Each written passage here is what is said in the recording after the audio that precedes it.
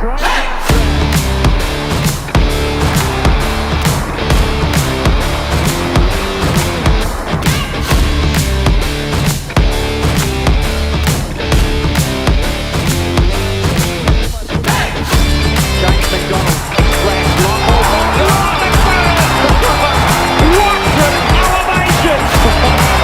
had a flying shot at the goal. Out of nowhere! It'll be a long way to beat that. Robertson leads with the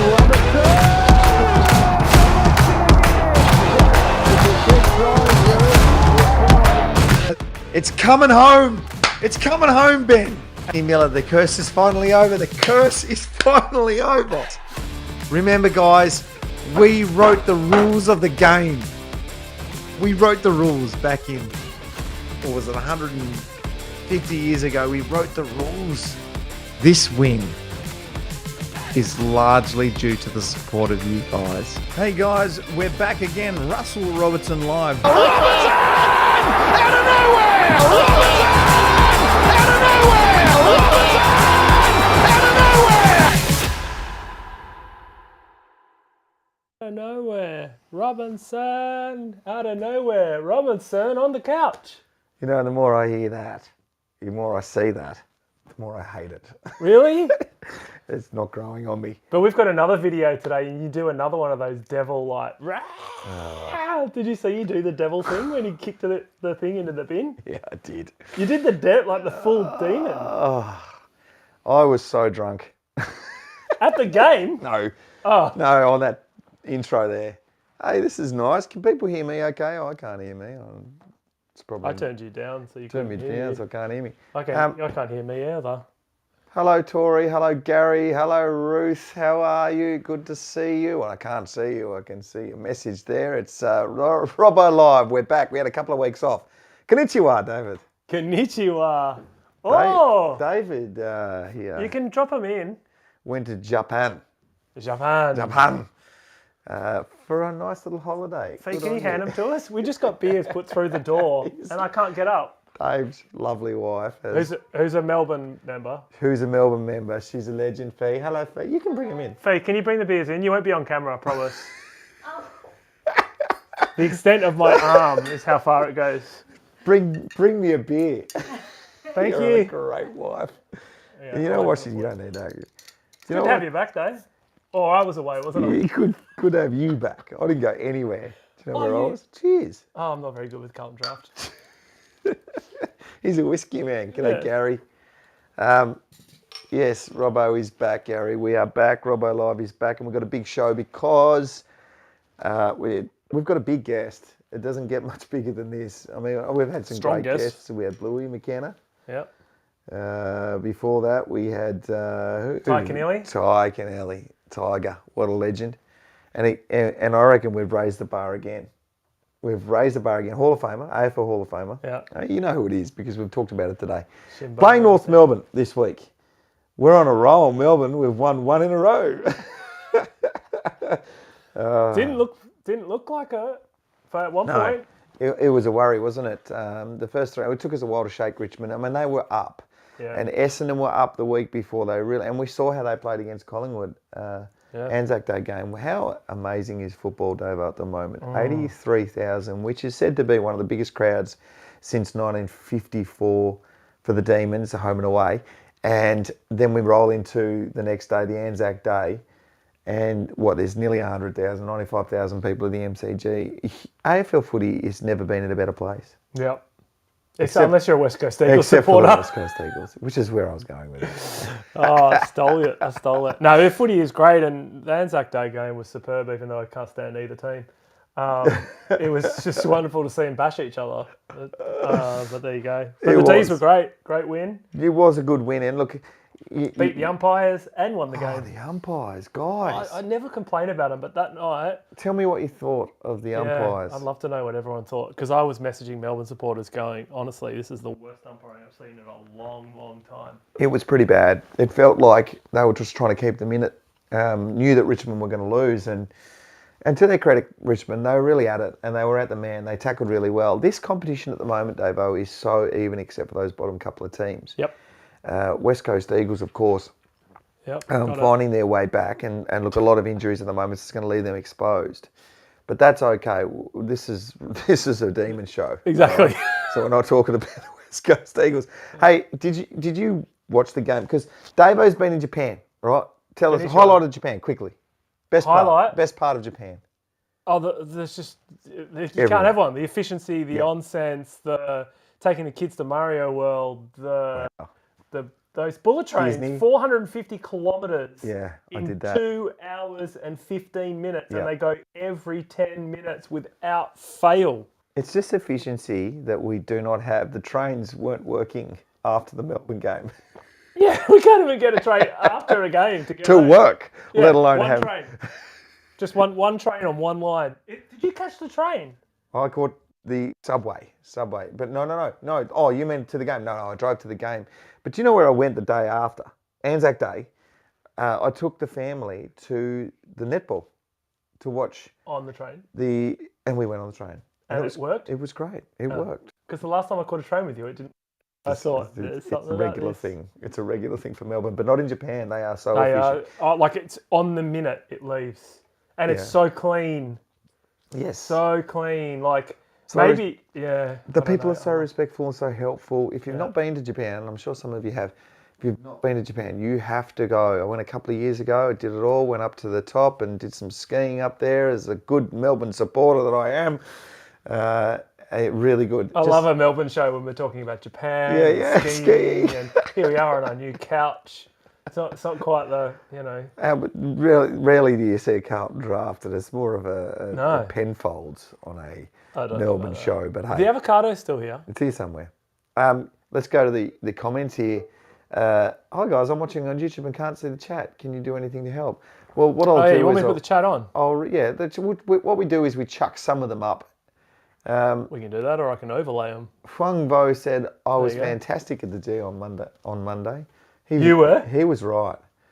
Because you've got a video. Have you got a video? Yeah, I've got it. Load up for me. If you keep chatting now, it'll come up. So the new comments, I just can't get the old ones to come up anymore. I wasn't paying attention. While you're bringing that video up, let's go to the comments about the umpires, because for me it was number 8. I don't know his name, but Barry Laurie's saying number 11 was atrocious. Stepping obstruction, that 50-metre penalty that we should have got. I think it might have been Alex Neil-Bullen that took a mark. Oh. You saw that one. I think you may have even. Can you explain to me the protected zone Oh, when you're behind the goal. man on the mark? Yes. Can't you have your entire team behind the mark if you want to? How often do you see that at the end of the game where they're all just running around? The protected zone, He can't be in the protected zone if he's behind the mark. The mark is the mark. You just can't come out with something new without telling us first that you're going to officiate this hard. They're not.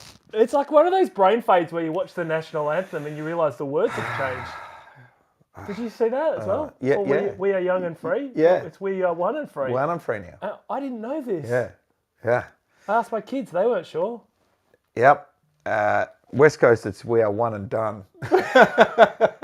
Hey, Gary Hughes wants to know, will we ever establish AFL in another country? Is that on the back of Eddie Maguire's comments about doesn't want a team in Tasmania? Is that a sharp jab to Tasmania? Is it? No, That is another country. Another country. Maybe they should have one in Japan. I don't think start. maybe New Zealand exactly. It would be the place to go if we're ever going to have one, or Ireland, but it's just too far away, Eddie Maguire, and I just think it's hilarious, and I want to make comment about this. How hilarious was the comment made by James Sicily? We're going through all the happenings this week, and I'm looking at my watch because we've got Glen Archer about to jump on. Comes in. I'm going to send him the link in a couple of seconds, and he's going to jump on. Umpire 20 Broadbent was appalling on us. Goss holding the ball decision. Yep. Well, I mean, you could go through that whole game, but James Sicily talked down his major sponsor of his footy club. Do you do that? And did you not? I didn't hear this. No, he's talked about. They've asked him a question about having a team in Tassie. He said, "Oh, I wouldn't want to live down there. There's not much going on." Meanwhile, he's wearing a jumper with Tasmania written across it. But then Eddie Maguire jumps on TV and says something to the tune of, he's just, he's just shooting from the hip there. He's speaking from the heart. From the heart, literally. Right. But you got to understand that this is your sponsor and he's paying your wage, mate. So maybe let's just for a little. Anyway, maybe some basic training for James Sicily. How good was the kick into the Haynes paint bin? Steve, are you ready for it? Play it. Watch this. They won't hear us when we do it, but they're going to hear you. Oh, my voice. Listen to this. 30 metres. All eyes on you, Hamish. That is close for 10,000. Ah!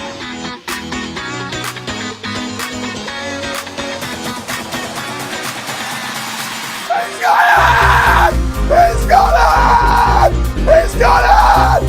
He's got it! Ah! Oh! He's won $10,000, cats! Thanks to Hayes, please! I can't believe it! Yeah! 30 metres. All I... Again. I did it again. I think I was looking for that demon at the end. Even he was looking at me like, settle down, Robbo. It's not that big a deal. But it was a big deal. Do you know what? It doesn't do it service because 83,000 people went mental. And you can't hear that through the microphone that I've got. That was all around us. And I really couldn't even hear my voice for the noise of the crowd. That's how loud you guys are at the MCG when you go for it. Like when I used to kick a goal and there was 60,000 people, I couldn't even hear a thing then. It's so magnificent. So that excitement for me. He was drunk at the 22nd for that grand final, Gary. He would have celebrated if he may have jumped into the pool mostly naked. Hey, Nikki, how are you? Gary Hughes, nice to hear from you too, mate. They're all here. Our regulars, aren't they? They're our regulars. Yeah, they're always showing up. He's got to get a little bit better at letting everyone know that he's ready to do the show every week. So just get on him. I'm going to feel like a little bit more warning other than 3 hours. Hey, I think I've got someone for tonight. How about next week? Hey, mate, I'm a busy man, have you know. Well, that's a lie. I need to get onto it. You're right. But we've got some bumper shows coming up, don't you worry. And we're going to be regular Thursday night shows. We're going to get this done. We're going to make sure that we talk about the Demons and we talk about the team that we're about to play. So North Melbourne this week, but quickly let's just touch on the Richmond game and the Essendon game before that. I feel like Melbourne, I don't know, Dave, can you give me your thoughts on this? I feel like Melbourne are still feeling like they're the hunted when they shouldn't really be feeling like that anymore. I feel like they're waiting for somebody else to get this done. And I understand that notion because back in the day, you know, remember we had those years up and then those years down. It all sort of capitulates because you know that you're good, but it's just not happening. And you're sort of like, you're not actually saying out loud, you do it, but you're just waiting for this thing to happen. Or you're waiting to get tackled or smashed because everyone's...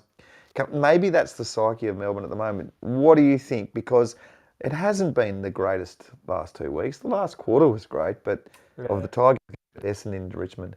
Thoughts?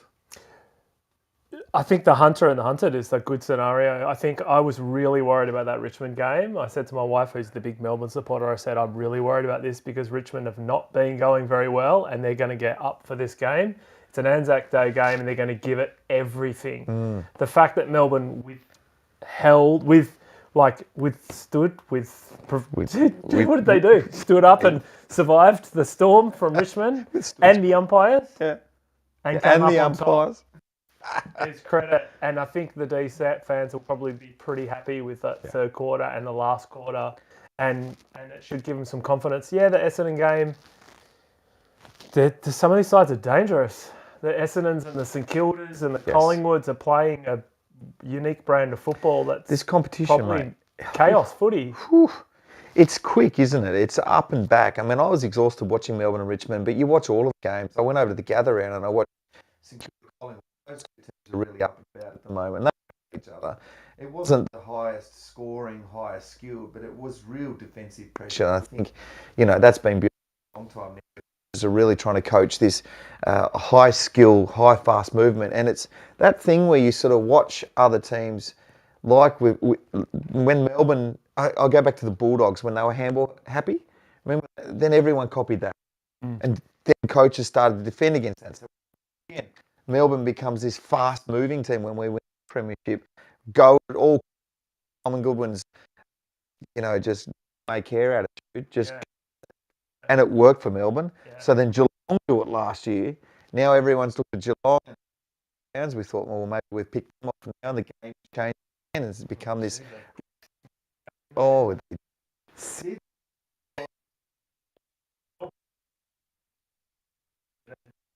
Hey, Harry's comment, I was touch on the forward line. You should talk about it.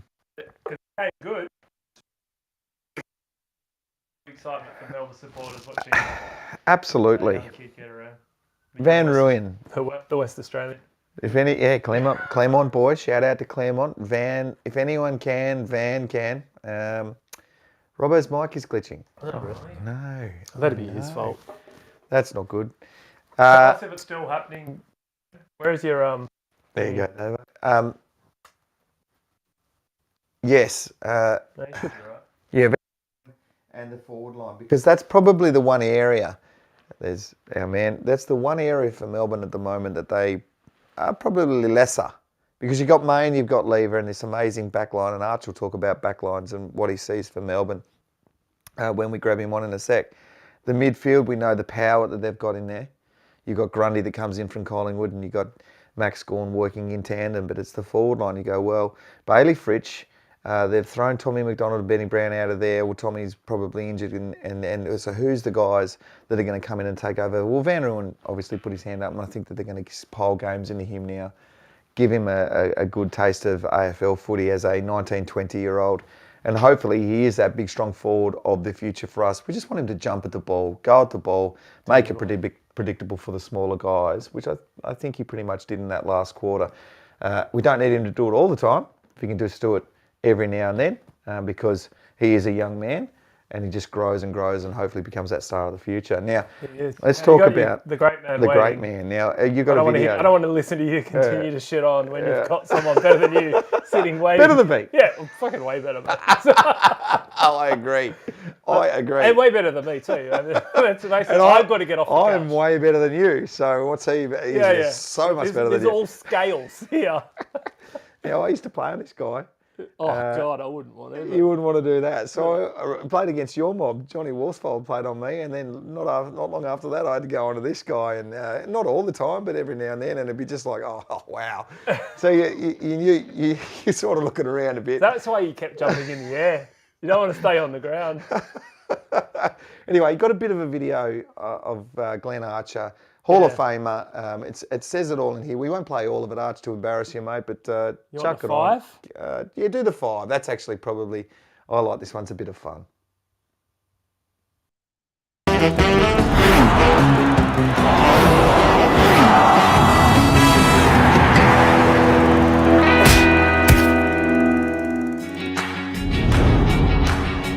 Peter Bell approaches 50. We'll see if he's a dead-eye Dick.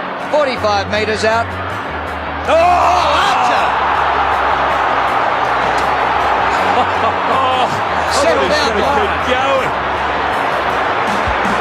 He went early and stayed there. Kingsley, I think. Gives Archer a chance, though. He's good at these, Archer. Gee, that's a great mark. And when I say with respect, they're playing dump footy, the Cats players. Riccardi. Well, Archer's going to mop it up again. That's got to hurt. It's an intriguing contest. That man, Glen Archer, and his mate Anthony Stevens, key players in a massive drama last year. Interesting kick, close to the behind line. Knocked across the line by a rampaging Archer. Here's Carey. Oh, and Stevens lined him up too. Let there be no mistake about that. Stevens went at him at 100 miles an hour. He get another go. And he grabs him. He's grabbed. Play on for holding the man. And it's going to be on. Oh, Where's he going? We lost him. he's gone. I know. We'll get him back. Jump Send back him a on, message Arch. and let him know. Jump back on. That's. There he is. Ah, there he is. That was our issue. G'day, Arch. How are you, fella? I'm good, Robbo. How are you, boys? How you going? Oh, pumped up after watching that highlight clip, mate. That's just defenders everywhere. That's your textbook stuff. You got to watch that. That's how you play on the halfback flank, mate. How does that make you feel when you watch all that stuff? Young again? Yeah, like I say to a lot of people, when you watch, I played 17 years and you cut your highlights into about 2 minutes. It looks good, but there is a lot of shit as well. Don't worry about that. Highlights can flatter you. So true. I did an event not long ago with some midfielders, and they're premiership players, and they're in there getting 30, 40 possessions. and they've played 300 games. But I tell you what, my highlight reel got the room up and about because I just took some hangers and I can't remember who it was, leaned over to me and goes, "F you, Robbo." They were better players than me, but a few highlights. It's worked in my favourite. I do. I must admit, I do still have a couple of lumps in the back of my head from your knee. I learned not to give you too much space. Oh, well, you only got that once or twice a year. And poor old Nita, he got it all the time. Mate, we're obviously playing your boys on the weekend. I wanted to get you on to talk about that a little bit later on. But first, let's recount the career, big fella, because it was an amazing time for you, Kangaroo boys, under Dennis Pagan and the team of the 90s, all those, I think, a record-breaking preliminary finals made in 10 years and then going to win, how many, 3 premierships? I don't know, 3 or 4 premierships. It was an amazing team that came together at the right time and just experienced so much success. Yeah. I wish it was 3 or 4 premierships. It was only 2. Two. Probably should have been 3, but yeah. No, it was a fantastic time. It was obviously a long time ago now. Like you said, coming together at the right time, was probably the key with us. You need a fair bit of luck in footy, as you know, and I just happened to be coming to that team with a group of young guys that were very, very sort of all like-minded as well. That helped. And what really helped is when you had the best player in the competition, maybe the best player of all time in your team. That definitely helped with Wayne Carey. So our game plan was kick it to Wayne and everyone get out of the way. Get out of his way. Well, we've got some Melbourne supporters here on the side, mate, that are just throwing up some comments. They usually get into me. Claire says, "Get your facts right, Robbo." Yeah, absolutely, I should, Claire. If Gary wants to know, given today's rules, how many weeks would you have gotten from the match review panel with some of the stuff that we used to do back in the 90s? Yeah, no, probably wouldn't have played too often. Would have definitely had to adjust the way you played. But my style of footy and my body shape isn't conducive to the modern day game. I know that for sure. Because I was undersized. I used to play key position at 5'11" and a half. Yeah. And back then you could chop their arms, you could push them under the ball. So if I was to play down back now, there's no way I would get a game because it took away my strengths was chopping people's arms. I wouldn't be able to do it anymore. 100%. You got a young fellow we know, Jackson, and we'll talk about him as well in a bit. But because I mean, when we were coming up through the grades, we're always taught to hit the bloke fairly was, and if you hurt them, it was a good thing. Obviously, if it's done fairly, bumps to the side and going hard at the ball. But that's just done an about face now.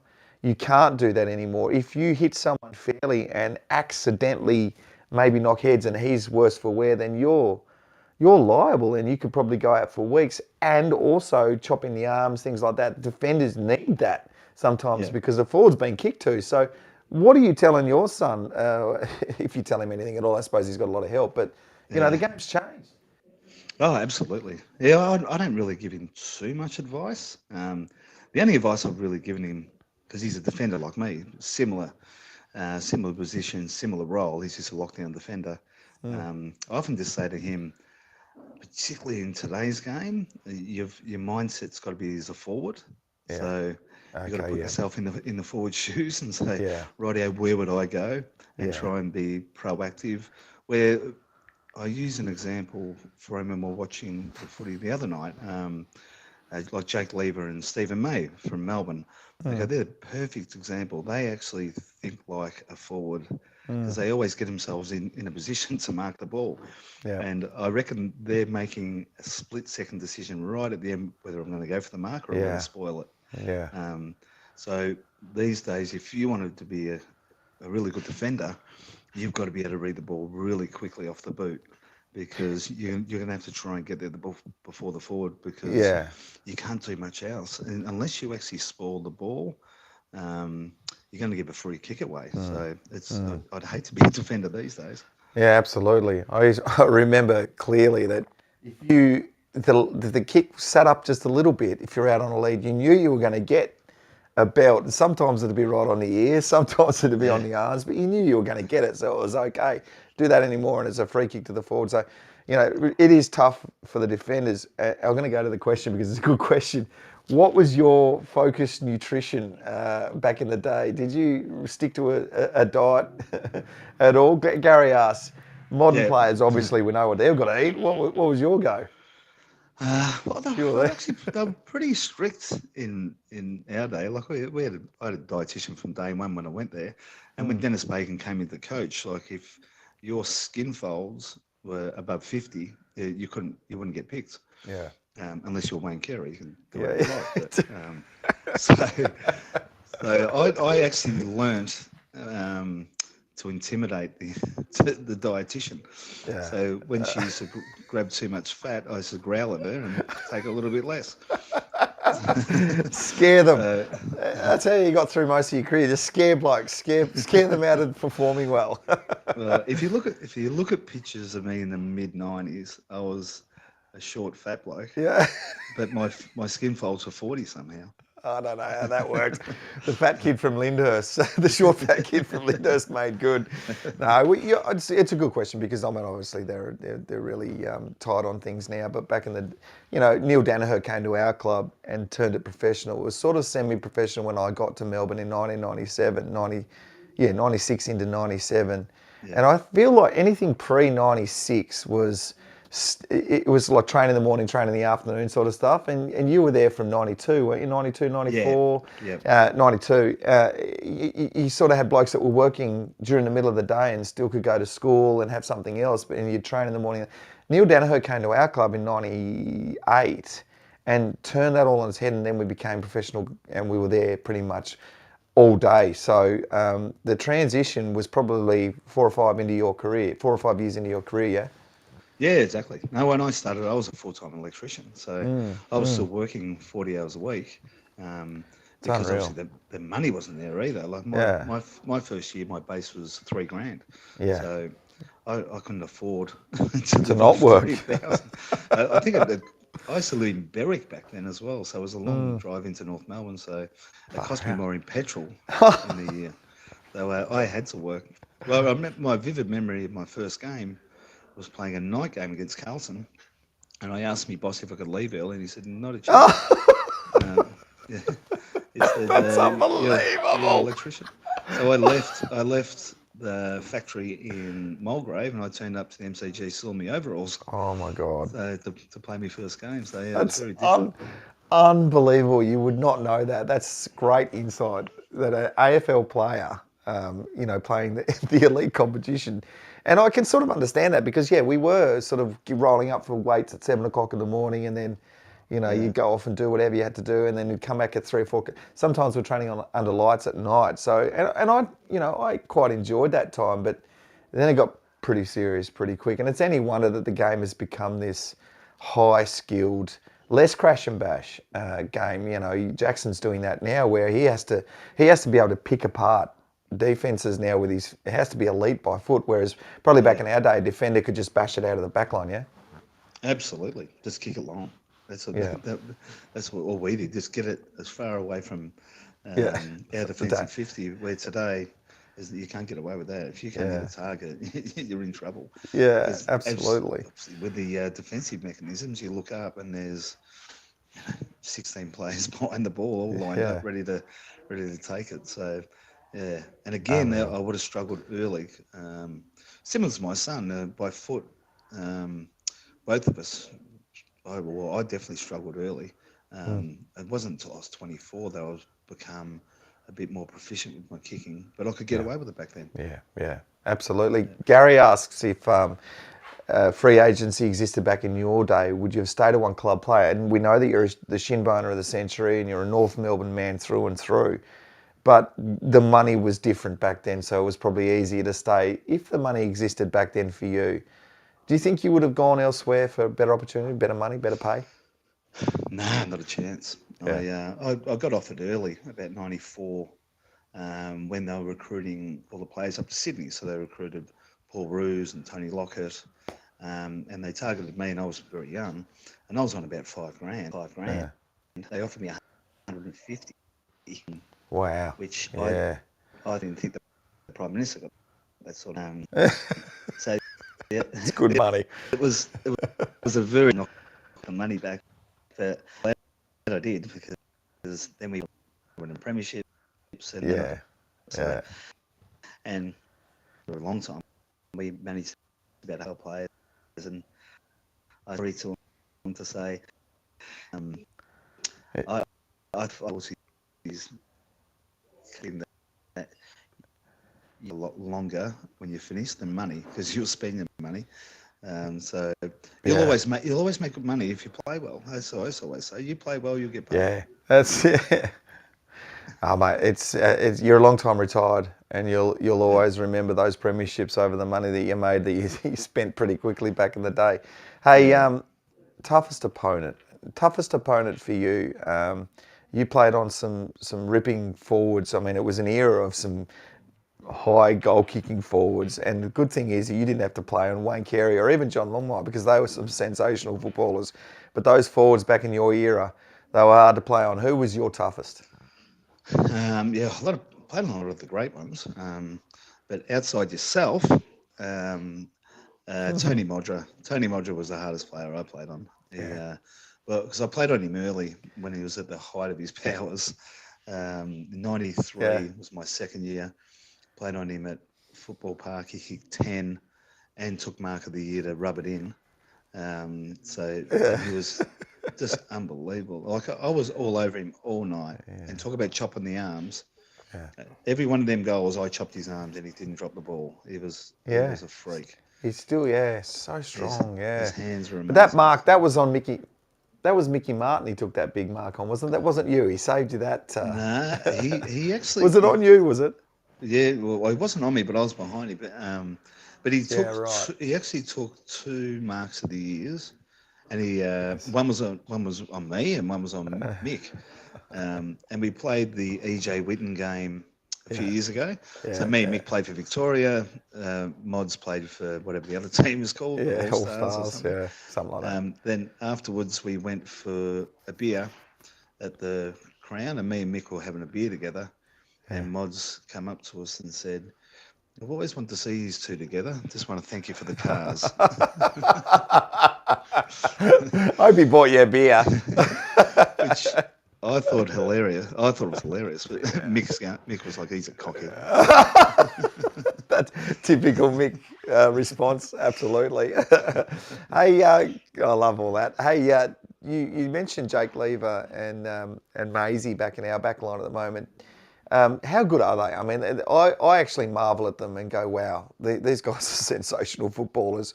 Not having looked at a lot of defenders in the past, because I naturally sort of go to the forwards, given that I played in that position. You've kept your eye on defenders your whole life, basically, because that's what you did. Your craft, your trade. How good are these guys in terms of that echelon of great players? Oh, they're elite, absolutely elite, and that's in the. We talk about Petrarca and Oliver and these guys in the Melbourne team that have given them success. I actually put it down to them 2 guys. Yeah. Because I just think the most valuable player you can have in a team at the moment is guys who can mark the ball in defence and take the ball away from the opposition. And that's what they do in, week out. So you can be a good spoiler, but you still give the opportunity for the opposition to get the ball again. But they just take it away from them so often. And then they launch their offense from there. And again, like I was saying before, they haven't got them tools that we had, chopping arms and pushing blokes under the ball. And they've got to read the ball really quick, put themselves in the position to mark the ball or spoil it. And if I could pick 2 players to pick in my team, they'd be the 2. 1 or 2, walk-up starts, absolutely. Yeah. Geez, I'm getting a lot of questions I don't usually get a lot of questions from the Melbourne supporters to the opposition player that I get on, older opposition player, but I'm getting heaps here, and I'm loving the questions too. How incredible was Jason McCartney's comeback game, that game after the Bali bombing? You were a part of that game. Tell us the emotion and the week building up to that game. Can you remember that back to that? Yeah, no, vividly. I obviously watched Jason go through what he had to go through to Well, the first time I saw him in hospital, he'd been in a coma for 7 days, and he was sort of touch and go whether he was going to come out of it. So to go from there and then watch him through his rehab was unbelievable. Like, it used to take him an hour to get ready for training. Getting them, preparing his skin and putting the bandages on, then putting the skins on and whatnot. And he told me and 4 others before the game that this is it. This was his last game. So, Right. Okay. Yep. Which I wish he didn't tell me, because that put the pressure on big time. We had to win. To win. Yeah. But it was the most emotional football game I've ever been involved in, for sure. Yeah, absolutely. It was emotional watching it, just for all of us who weren't a part of the game. Someone's asked, how's your boy going? How's Jackson going, mate? We North Melbourne obviously are rebuilding at the moment. You've got a new coach. How's he fitting in with all of that? He's absolutely loving it. Yeah. It's his second year. Yep. Got himself really, really fit pre-season, and then probably 3 weeks before the start of the season, he strained an adductor. Got himself. I think he's played 2.5 games in the reserves. Yep. Trying to make his way back in, but he had a scan on his groin the other day, so he's really struggling around that area. I'm not sure if the OP's coming back into vogue or something, but the poor bugger's struggling a little bit with injury. But if he can get himself healthy, he showed in the couple of games that he played last year that he can absolutely. He can play the grade, but he needs to get himself healthy and get some continuity into his games. Yeah. Oh, it's all about luck. It really is. I mean, you can be the best player in the world if you're injured, or, even coming into the system for me. If I go back to my early career, I had Gary Lyon, I had David Schwartz, and I had David Neitz. And not Neitz, but Schwarter and Gary were coming towards the end of the career, so there was this mind to the future and getting games into young kids maybe. And I was the ability to mark. I just got some games, and I was able to grab it with both hands. But if you get injured, then you don't play, do you? So it's a real luck game. And you would have seen so many talented players come into the system, and injuries cruel you. I mean, i.e. David Schwartz, 3 knees, gone, So absolutely. Yeah, you need, like we said before, you need some luck. And to be honest, I had a lot of luck. I didn't get injured for bugger all. And particularly at the start when I started playing, I wasn't talented enough really to make it took me a couple of years, but had I got injured and wasn't able to get games, continuous games, it might have been a different path for me. Yeah. Mate, well, you go on to have this amazing career and the shin bone of the century, and I played on you. I know how tough and hard you were at it, and you had to be at your best to beat you. I had to run fast to get the ball, and then run fast to get away from you, and he was going. I sort of took a couple of side steps, so I reckon I'll let you go for that one. But we did come together, I think, one day. Davo, who's sitting here next to me in Canberra, North Melbourne played a bit in Canberra. We did too, and I reckon I hit you going full tilt as hard as I could possibly hit you. You know that I reckon some blokes can take this hit, so you go a little bit harder. This guy's tough, so I really ramped it up and went in low and smashed you down to the ground, back pocket somewhere, or our forward pocket. And I'm running away thinking, that's got a sting, that's going to hurt. And I turned around, you were a little bit sugared off, stood up and kept going. But I love the interview you did once before, and I'm leading you to a question about playing. You only feared one thing, and that's probably showing fear. And you asked the question, I think someone asked you the question, were you ever scared? I don't know if you're actually scared, but you fear probably failing. Is that the truth? Oh, absolutely. I played my whole career on fear of failure. That's not advice I'd give to a lot of youngsters. But I spent most of my time visualising my opposition opponent kicking 10 goals and the other team winning the game. It used to make me really physically sick.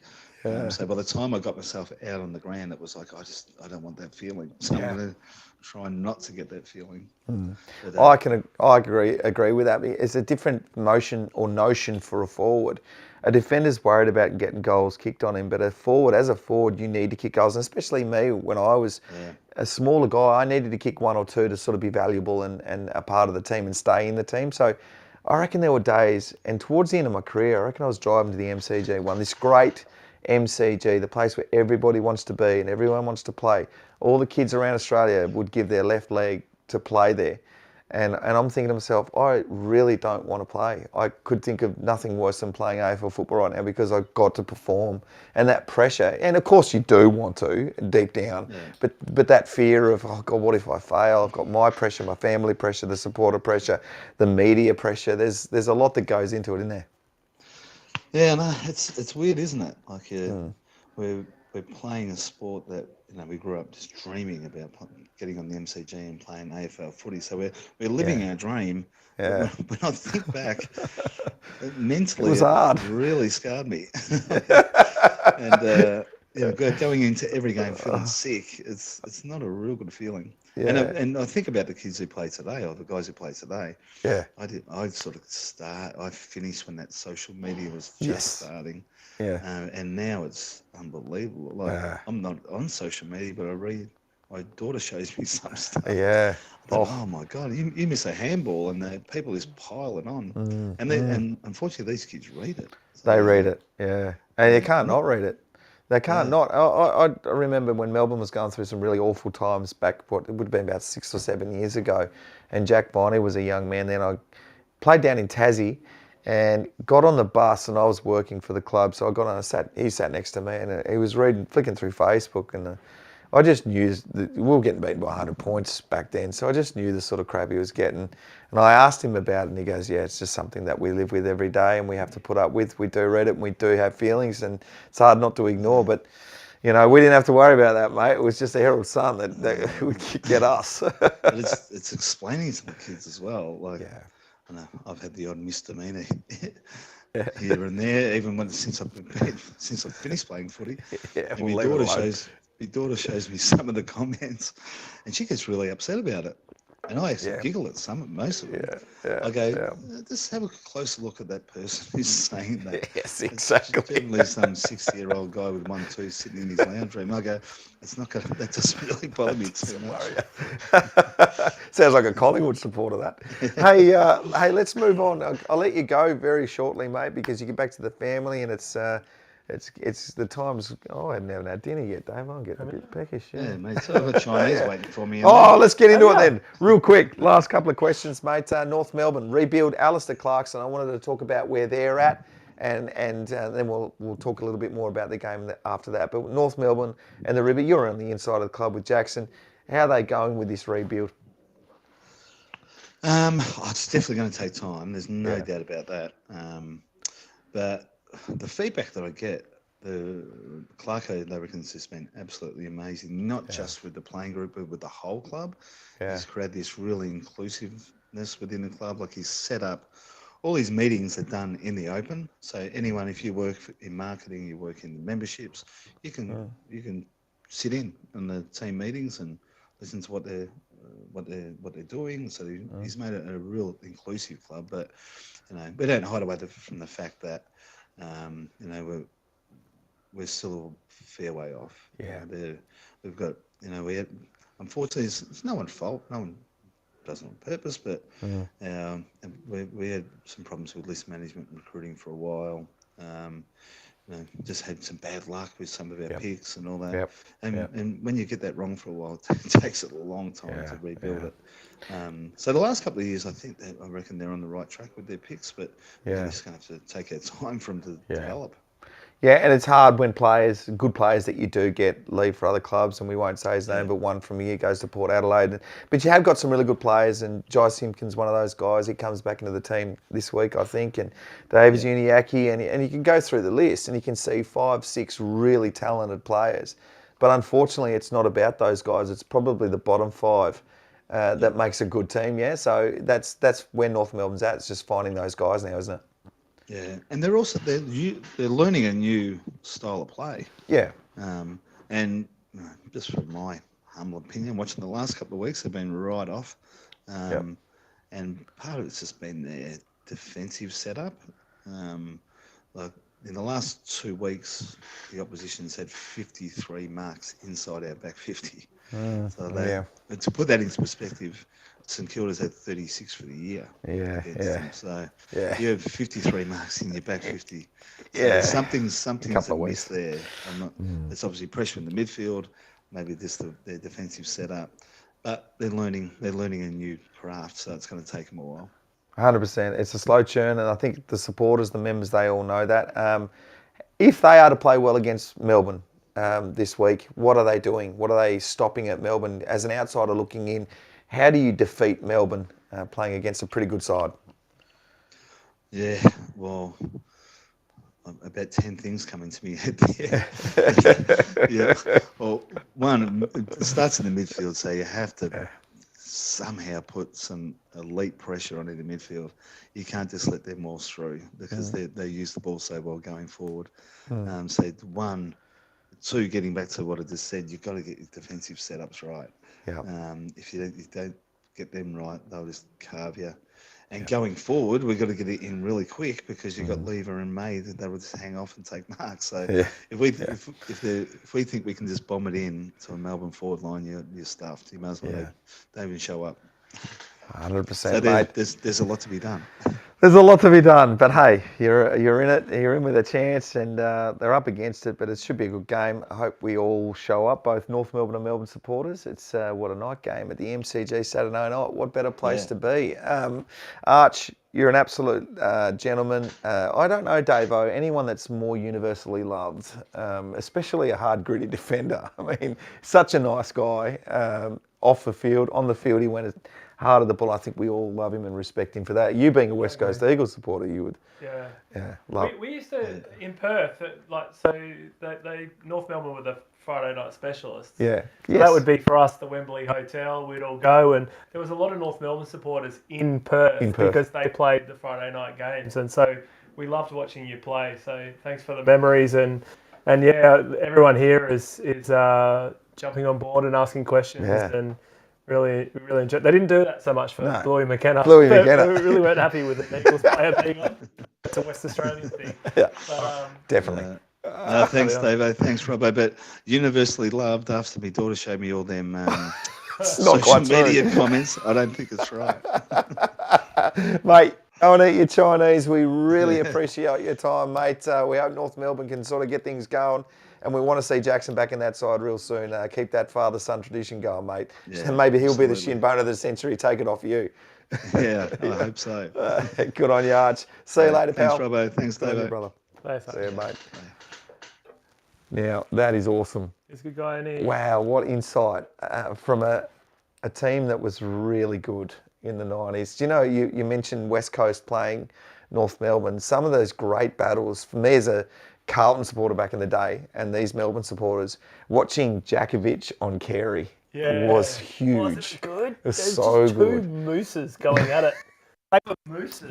Mooses going you at just it. go, okay, here we go. Yeah. Oh, yeah, I used to love it. I love those big battles, you know, even Mickey Martin, Mickey Martin down back on those great, it's the great full-backs on the great full-forwards that we probably don't see enough anymore because the game's changed, isn't it? It's Lever and May coming off. But May on Buddy Franklin, that always has like good. A big draw, and May's had his number the last... He has. Many times they've played, and it was, unfortunately, the last final that we won't talk about. We won't talk about that. Moving right along. It was a great interview. Thank you, Gary. Thank you, Michelle. Yeah, that was really insightful, and I knew he would be like that because I know Arch. And do you know what I love about my life, I can say now, is that I can run into those guys, and I do something for Ladbrokes now, and they don't try and bash you? Yeah, they don't try to bash me anymore. I don't understand it because I must have been a pest to play on. I must have been so annoying. And I've even got supporters from other teams that come to me and say, I used to hate your guts. Did you say a lot when you were on the field? No, I didn't. You were just quiet mouse that just rolled around Never and said jumped? anything first. But if you poked the bear, I would fire up back. I never went fists. I never had a fight in my life. I've never hit anyone in my life. And I can safely say that. But on the footy field, it's probably a different thing. It's a bit of push and shove. But I never used that as a tactic to put a defender off because if you say something to a defender, if you said something to Glen Archer, if you said something to Bluey McKenna, that would fire him up to want to bash my head in or hit me harder. Yeah. So I remember Danny Southern, Oh. Montgomery from the Bulldogs, Port Adelaide, Arch, guys like that. They knew they were beaten. They knew that you were, and I knew I had them beat. But getting a massive punch on your ear, Yeah. it was so well timed, and they got it. But that's the thing that's different, isn't it? Back then. Yep. Because you couldn't just, like, I remember Djakovic. Roundhouse. Djakovic would just do these roundhouse, whack, and if he didn't hit your arms, he smacked you in the head. And it's just that you cannot do that anymore. No, But the forwards now have you would have loved it playing now. Yeah. You'd love it. Oh, absolutely. It would be, I don't know if it'd be easier because I think the ball moves a little differently. And watching some games recently, from back in the 90s, it's just flashed up on, even the early 2000s, flashed up on Fox Footy. And I've sort of tuned in and go, God, the ball moved really fast. And it was a really slick game, really skillful. There was a little bit more positional. But it was a really exciting game then. It's a great game now, don't get me wrong. It was a really exciting game then. It was a little bit more brutal back then. And you go back another 20 years, a little more brutal. And it has to be like it is. It has to change because we've got guys that are coming out with medical issues. We won't go too much more into it. But, geez, footy's in a great place. I'll say it again. Yeah, isn't it? 150,000, 160,000 people for 2 games. Has it been record attendance? I think like the gather round. Oh, so good. Well, how was that? Because I went over, yeah. Yeah, how was the gather round? Well, I bumped into a couple of old mates too over there, which was great. I spoke to Mods, Gav Wanganeen, Byron Pickett, ladies and gentlemen. We've got to get Byron on the show. You're going to get him on? I'll get him on, don't worry. He's so great. When you sit down with these guys and talk about those old days and you talk about what they actually went through, Gary wants Razor Ray back. What? We need Razor back this week to explain last week. The game last week. What's going on with the umpiring at the moment? Oh, I don't know. Maybe they hate Melbourne. I don't know. But what was it like, the gather round? Like, is it a good concept? Because there's a lot of political noise about, like, why is South Australia getting it? I don't want to keep calling on about that. I think South Australia far deserve away, it. you're not having I think they deserve it. I do too. I think that... Yeah, Robbo got stuck in the wineries. I think that its proximity to Melbourne works and that you can just jump over the border and I think it brought a lot of commerce into Adelaide, which is great. We get that commerce every week. We have these games in Melbourne every week. We all understand that. But to have all the teams in one place, it's kind of a festival of football. Yeah, I was going to say that. Yeah, and so I want to go next year. You should, absolutely. And if you didn't go, guys, go. Because they had the AFL sort of playground outside the Adelaide Oval as well. I'm not sure what they had at Norwood and the other grounds, but at Adelaide Oval there was... But can you imagine, like, you've got a game and then you can go and grab a beer, a pie or whatever, or jump out for a sec and come back in and sit down and watch another game. Yeah, it sort of reminded me of those early days, and you guys would remember. Watch the reserves. Watch the reserves. And I used to love... Yeah, make a day of it. Love that. Go and watch the 17s first, or the Colts or whatever, then you do the reserves, and then you do the main game. It's just a day of footy. Love it. It's not like that anymore. Look, we've all got busy lives, but some people here, they don't have kids anymore, and they'd probably love to go and watch a couple of games. Under 19, yeah, it might be more. Under 19s. You know, the MCG was a different place back then, and we understand, and it goes a certain way because it's a business, but that was really good. In my first year at Melbourne, I loved what he telling me about it. Here's a question for you. This just made me think. Sorry, I had to cut it off because I thought of it, and this is what happens to me when I'm from Perth. I have to say it straight away or I'll forget. Bit simple. Pam was saying, never tear us apart. You're a musician. What's Melbourne's song going to be that you can all, like... Just sing along to? Have an unofficial... Well, why don't we go to the people? Let's... Create a... And if you're watching this podcast, listening to this podcast later on, or watching this podcast, the vodcast, you should hit us up on the Facebook page. What should be Melbourne's song that we sing after a goal? Brisbane have gone another way. Have some of their players get specific songs? Country Road for... Oh, yeah, that's... Yeah. Every time Charlie Cameron kicks a goal. Joe Danaher gets one as well. Yeah. Could we do that with Melbourne games? Would you like to see a goal? Maybe. A song after a goal, or is it a song at the start of the game to get us all going? So what I don't like, Davo, is I love having Enter Sandman played. Yeah. The players at Melbourne's coming up out of But then I said this a couple of weeks ago. As soon as our Melbourne song kicks in, as it's really getting into the heavy end, just It does. It's a great song. Yeah. It is a good song. I mean, it's a good song, but yeah, you're right. Back to back, It doesn't work. it goes. Someone needs to mix it a bit. Needs to like and have a get Do you know what- maybe to figure out a mix. Exactly, but do you know what it is? Sandman, TNT, Gary, I like it. We are the champions. Well, you'll leave that one to the end of the year. Do you know what I reckon? You do enter Sandman, but then you have a lone guitarist, electric guitar, Jimi Hendrix style, heavily distorted, doing the theme song just Yeah, but have you seen shredding. Fremantle do that? No, do they do that? Someone stands on top of the grandstand and pretends to play. Yeah, pretends. Like slash hair, and you just go, oh, Freo. You guys just... That was good in the 90s. Just come on. 80s. Come on. 80s even. Yeah.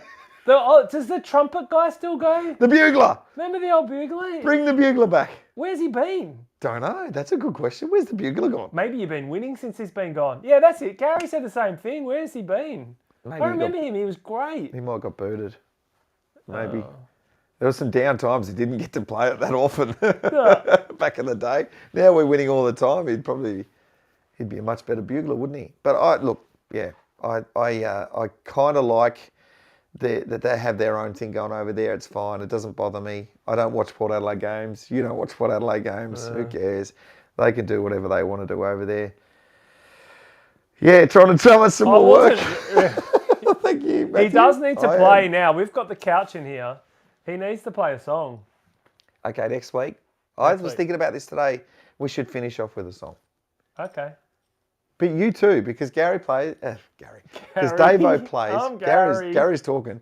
Davo's playing, plays and sings. And you've actually done an EP. He's done his own album. He writes his own songs. I'm going. It's as not much an as you're EP. challenging. An EP is just an like album. 3 or 4 Okay, songs. an album. You're challenging me to sing a song to all these people Anyone on the can couch. do an album these days. You did an album, remember? Oh, shut up. It is. Moving on. I got that somewhere. Maybe we'll put the once it's all up, mastered and mixed back on and the we'll street. chuck it up here and people can hear you because I'm sure they would love it. So we're going to keep doing this regularly, right? This is our New Year's resolution. I think we're supposed to be looking over there now. I'm looking up at the comments up here. I love it. You're going to try and get some more ex-players. So every week, guys, we're trying to get a player from the opposition to have a chat to. And It's not easy to do, to be honest it's with you, not. because everyone's busy and we've got the Gold Coast Suns next week, which is probably going to be not an easy game, an easier game again. To find a past player from the Gold Coast Suns will be a challenge, but I'm sure if I search hard enough, we can find somebody, or even somebody that's coached up there. Well, Bluey was there, but we won't get him back on. Special comments about Join us next week, same time. We might even go a little bit earlier if there's a game. I'm not sure if there's a game on Thursday. No, there isn't. So we'll same time next week. Starting at... Nikki was saying I could have got invited to her wedding. Well, yeah. That's unfortunate. Didn't quite get there. I didn't. It was up at the wedding. It was wonderful. Up in winery country. It was a beautiful little restaurant there. Are you getting married anytime this century? I'm supposed to be, aren't I? Yeah. Shh. Let's elope. Remember that horse? Let's elope. I love it. Like it? Just a final comment on Japan, mate. You got back from Japan after 2 weeks over there. Tell the people what they need to do when they go there. Oh, I did a blog on it because there's just so much to do.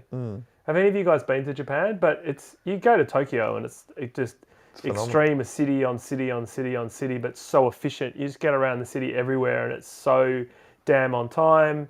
They're very respectful. They pick up everything. It's so clean. Highlight was Kyoto.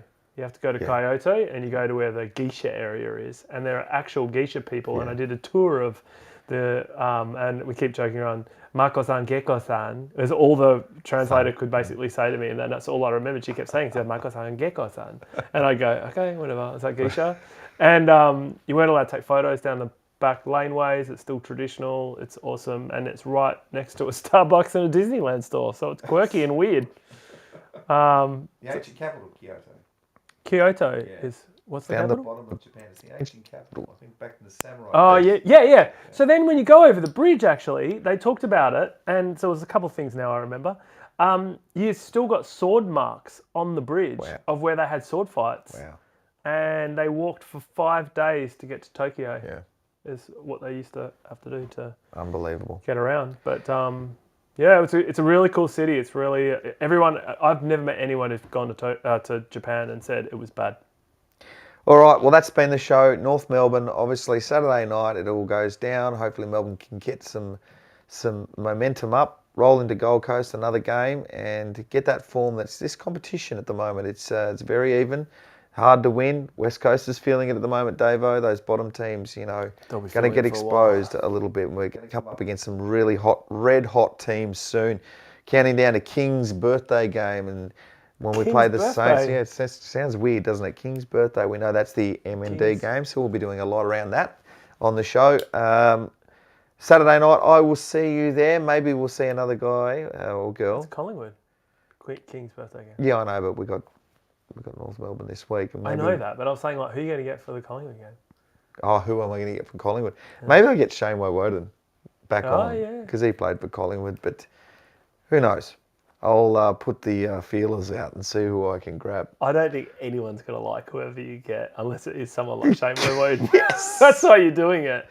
Please, suggestions of who we should get from each club. The D's have it. Actually, I know we're supposed to go, but the D's have good few rounds. Yes, good couple of rounds coming up, and get on the winners list. I'll see you at the MCG 7:40 this weekend. I think it's 7:40. It might be 7:20. 7:40. Get along and support the boys. We know how important it is. One of the players said it. We feel the love. We can hear it. We love it. And might have even been a Collingwood player that said it as well. And just lastly, before we go, can we talk about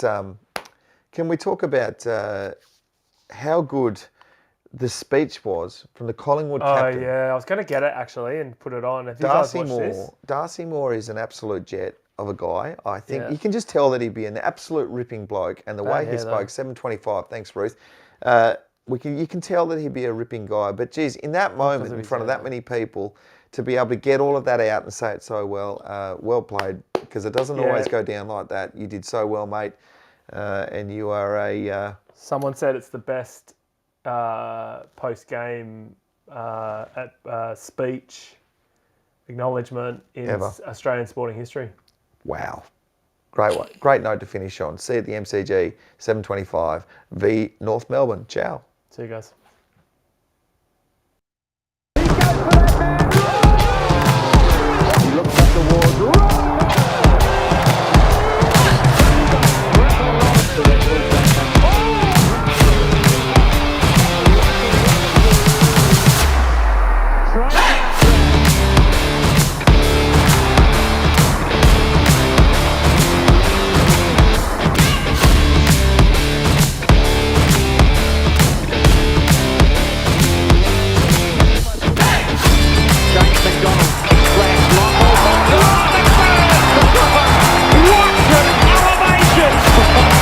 Then had a flying shot at the goal. out of nowhere! You go Smithy. It'll be a long way to beat that. Roach is in the Robertson.